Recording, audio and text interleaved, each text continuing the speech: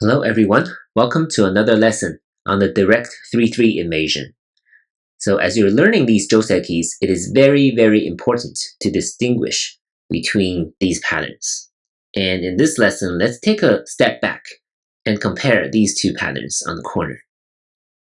Just to remind you how we got here. Right, so the top left is outdated, we say, for black. Black plays the Hane at number 5. And white now can crawl 3 times on the second line, and white has Sente in this situation. For the lower right here, how do we get there? There are 2 ways to get there. One way is for black to play the extension, and white keeps crawling on the 3rd line. Now black plays the Hane, white plays the Hane on the 2nd line. This is all very standard, and now black has a choice.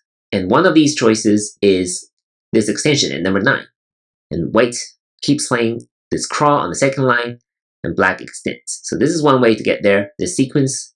And another sequence is for number 5 to play right here first, at a 3/6 point. And white plays this bumping move on the 3rd line, and now we're back to the previous variation. Exactly the same, but the sequence here, 5 and 7, is reversed. Again, white has Sente. So now let's get to the discussion on the differences between these two patterns. So obviously the patterns are different. And we said, right, the conclusion is that the top left right here is better for white. In fact, it's outdated for black, according to AI. And the lower right is acceptable for black and white. So it's considered an AI Joseki. So what's wrong with the top left? We actually already covered it in the previous videos. There are 2 things to consider. One is the outside, and the other is the corner. So let's talk about the outside first. On the outside, black seems to have a wall on both patterns. But the wall has a weakness, and that is this peep right here. If white gets to play the peep, then it's going to be a headache for black. Of course, black can counterattack, right? If you connect here, then this is basically a wasted move. And white is not completely wasted because it's on the outside. It has potential to develop. But if you play this connection, it's very slow. And it's definitely going to lower your chance of winning, right, according to AI. So it's a very weak move. But if you do not attend to this, then potentially this is harsh. If white does get to play this cut, then black potentially might have to build a base for both sides, right? So these 4 stones are relatively weak. You have to develop on the upper side, and this group is still unsettled. So it's potentially a harsh move. And what's worse for black is that white can play a setup on the outside. So we're saying white has Sente on the corner when black is trying to build on the left side, right? That is why black chose to play the 3/4 point from this side. But now white has Sente and white can come in. And to put pressure on this stone, you have to play somewhere around here, right? You can't just protect your cutting point like this, and now white will get too comfortable on the left side, and black is over-concentrated. So black will have to play something below number 1. And given the setup, number 3 is even harsher. We covered this variation before. It's very hard for black to counterattack because of number 1 setup. So the best black can do for most amateur players would just be this connection, which is extremely painful. And now all of a sudden, white is attacking this black group. And white has a very light shape, very flexible shape, these 3 stones, and black will be in trouble, actually. And this is something that human players didn't realize before the age of AI. But when AI played this against top human players as white in this situation, it became very obvious that there's something wrong with this black shape, which is something we didn't realize before. So what's the difference here on the lower right? There's a 1 space difference. So the peep, it is on the 6th line now instead of the 5th. And it makes a difference. So the idea is similar, right? If white peeps without any setup, then black can counterattack, potentially. So it may not be the best move, right? Because white would prefer some reinforcement on the outside before playing the peep. So again, white has Sente. White might want to play on the right side because this is where black wants to develop. The wall is facing the right side here. So if white, again, if you play a 3-space pincer against this shape, you have to play on the 4th line. You can't really do it on the 3rd line or the fifth line. The fifth line doesn't make sense because black can view the base and get territory here very easily. So it's not really an attacking move. So if you want to attack, you have to be on the fourth line again, right? Again, the third line is a little too low. It's even farther from the peep. And once again, black will play a pincer, trying to prevent white from getting really comfortable on the right side. And now the peep is different from the previous one we saw because it's farther away from number 1, and it's actually harder for these two stones to connect. Now black can counterattack more effectively. It's very hard for 1 and 3 to connect, right? Pushing this way doesn't work. Black just needs to extend once and block. Even though it's only a 1 space difference, it's actually a huge difference when it comes to defending against this peep, because now black can counterattack. Whereas, once again, if we have something like this, black cannot really counterattack. This is a very good shape for white with number 1 set up. And black is short on liberties, and this cut is really harsh. Black needs to address the weaknesses here. How do you address it even? It's actually going to be a big headache. If I were playing this, I would play something on the corner, right? So it's a really, really bad shape for black. But here, once again, black can counterattack at number 4. And these two stones will be disconnected. So this attack basically does not exist for white, right? And that's a huge difference. So that's benefit number 1 for black on the outside. And number 2, let's talk about the endgame moves and potential life and death plus co-implications on the corner. A little bit complicated. Again, let's start from the top left. I covered this briefly in some of my previous videos. For follow-ups, if white is to play an endgame move, then it's pretty straightforward. It's very similar. If black needs to protect white from coming in, you need another move here. Otherwise, white has this move, right? This clamping move, useful for beginners, right? Black cannot prevent you from connecting with number 6. So black will have to connect here, and now white will connect and will destroy black's territory here on the left side. So normally, black will have to play a move. And if white plays here, then again, there's a potential weakness. So in this situation, it's not as harsh, depending on the situation on the outside. If it's already solidly black, then there's nothing here. But again, even this is pretty big. Endgame move, just playing on the first line, right? So this is white's follow-up. It's about the same. What's different, what's really different is black's follow-up. So we already covered the top left in one of the previous videos. There are 2 ways to follow up. One is to play this Hane, white blocks, of course, and black can play this tiger's mouth. But it's not as harsh. It's really not as harsh. White is already alive, and the idea for playing a number 3 is that there might be some white stones on the left side, and number 3 can be a setup. Let's say there's already a white stone, and if white cares about the corner territory but playing number 6, then black can use this setup at number 3 to destroy white's base on the left. So that's the idea for number 3. But in this situation, white is not worried at all. White can play whatever. And if black keeps playing on the corner, then white is already alive, right? So black cannot really get back here. And because white crawled once more, there's an extra eye here. So 2 real eyes, nothing to worry about. And black doesn't have this cut, right? You might be thinking this is a coat. But there's a problem, because white can stand down here, and there's nothing black can do. No code to play.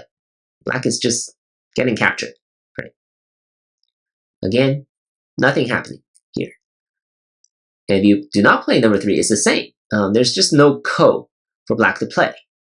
The code you can think of for a lot of Q players, you might see this. It's kind of a desperate attempt, but it's a very bad code. Of course, white can trigger this code very easily by playing at 4 and 6. And if white wins, then white is completely out, and the wall's value is greatly reduced, right? So black has a lot to lose here. And if white can't really play the code, you should still capture the code first, right? And if you're afraid of the code, again, you can just connect here, and you're alive. And you have Sente, right? Because black needs to win the code at 11. And white has Sente. White is alive. So black doesn't gain much from this. And that is why, again, this is slightly worse for black on the top left. Another thing for black to try, of course, is this standing down here. This is harsher, actually. but it's one space up from this setup that we talked about, right, at a 2-5 point. And this is forcing white to block here. It's a big endgame move, but nothing special, right? It doesn't really threaten the corner. If white ignores it, then black can jump in here and play number 5. So if you're not careful as white, if you play number 6, then this is a fake high, right? You can't play this, you're getting captured, and all of a sudden white is dead. There's only a straight 3 here, right? So white is going to die this way, but white also has this move, so this will be a ko, actually. This is the correct move for both sides. Black cannot really avoid the ko. This way, white will just Atari and push through, and black will lose this race to capture. So the best white can do is a ko, right? Something like this. So white captures first, but again, white stands to lose the whole corner. Probably not worth it to play a number 2, to play away. So normally, you have to play a move here. So that's all. A little bit complicated, but not nearly as complicated as the lower right. So what's happening on the lower right? It seems white is safer, right? You have one more stone on the third line here than the top left. But actually, it's very different. So black has this hane. This is a really harsh move, harsher than you imagine. Of course, white will block here. And the next move is really neat, is this cut. And now white has a few choices. One is to capture number 1, but this is not necessarily great, because black can Atari here. Obviously, white cannot try to escape. You have to capture number 1 this way. Now black Ataris, white connect. And now all of a sudden, these 2 stones are dead, right? This is a 3-on-3 with number 9. These 2 white stones are dead.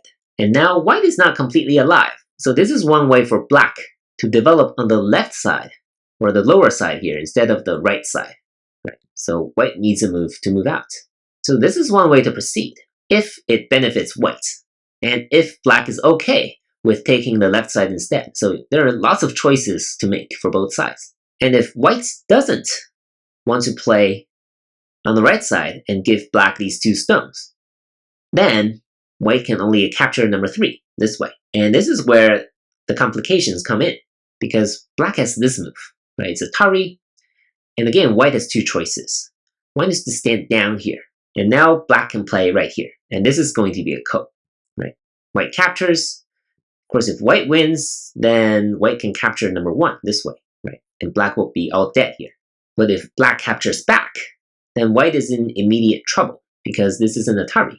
If you don't answer, then black can win this way. The whole corner is gone. So white can connect here. This is a local co-threat. You would want to play all the local co-threats before finding co-threats elsewhere. And what does black do? Black can Atari this way. And white captures. So now if white wins, again, you can capture number 1 and 13 here. If black captures back and wins, again, the whole corner is gone. So this is actually a really risky ko for white. It seems like white has a huge corner, almost 10 points, but after 1, 3, and 5 in this situation, it's actually really dangerous for white. So that's why white might consider this move. But again, there's going to be a ko at number 7. So it's a double ko, right? So white captures the ko here first, and if white wins the ko, again, you can capture number 10, right? Doesn't matter if black captures back. So that's how white wins the ko.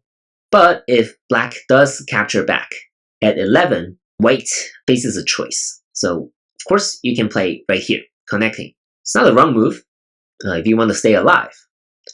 But now black will just connect on the outside. What happens now is that white will have to play a move here to make sure it has 2 real eyes. Of course, you can play something like this. Doesn't matter. At the end of the day, you have to play a move here. And what was more than 10 points of territory is reduced to half, right? You have to count the captured stones at number 12 and 11, and plus these 2, plus this, so it's about 5 points. So it's actually very beneficial for black, and black has sente after all of this. So that's a terrible way for white to proceed. And that is why another way for white to play is to keep playing the ko. It's a double ko, because after number 11, black still needs to keep capturing in order to win the ko, right? Black cannot go back. Black cannot connect here or anything. Black has to keep going. But again, white really stands to lose the whole corner. If you connect now, then black can come in here for the kill. And this will be a one-step ko instead of a two-step ko for black. But there's a two-step ko for white, because for white to win, you still have to capture number 11. So it's a really tricky ko right here. And you should work out the sequence on your own and make sure you understand it. I hope I explained it clearly enough. If not, of course, let me know in the comment section. Happy to explain anything. And that's what's happening here, actually. It's riskier, actually, for white in this situation, and it's better for black. Right? Black is taking less of a risk, but playing at 1 and 3, and white faces a lot of choices on whether you want to play the ko or you want to take only 5 points instead of 10 here in the corner. Lastly, you might be wondering, what if white plays here? So this is one way to avoid the ko. Black will just keep playing the Atari. If white captures, then this will go back to a potential ko. But now white can connect here.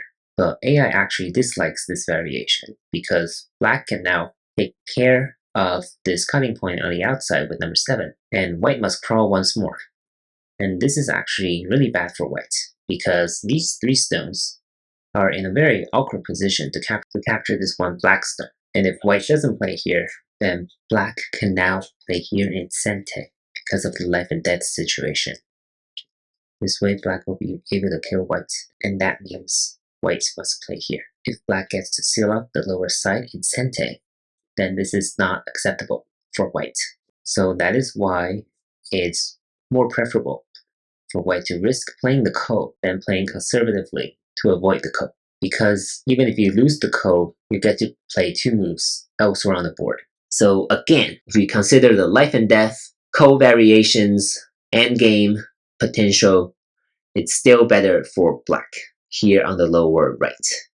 And that is why, for both the outside and the inside, the lower right is more preferable for black in this situation.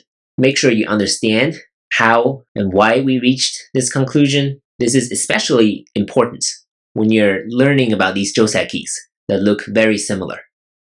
But actually the differences, as we just saw, are quite huge. As always, good luck to you all, and I'll see you in the next Joseki lesson. Thank you for watching.